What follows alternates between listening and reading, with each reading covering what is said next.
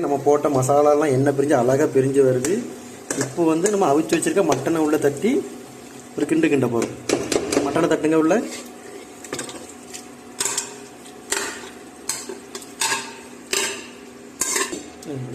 சொல்லுங்க. வேக வச்ச மட்டனை போட்டாச்சு.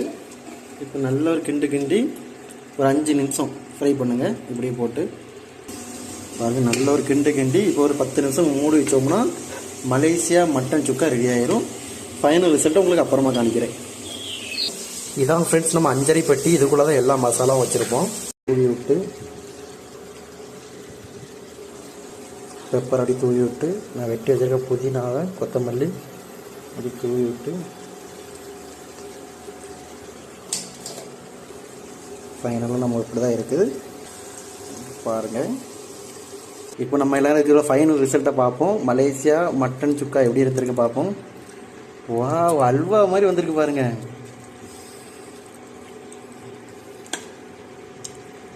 நைஸ். ஒரு கிண்டு கிண்டி விடுங்க, எப்படி இருக்குன்னு பார்க்கலாம். அது ஒரு சைடு பிடிச்சிக்கோங்க.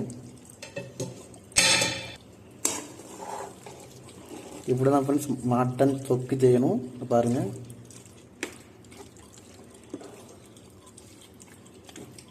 சாப்பிட்டு பார்த்து நீ எப்படி இருக்குன்னு சொல்லுங்கள்.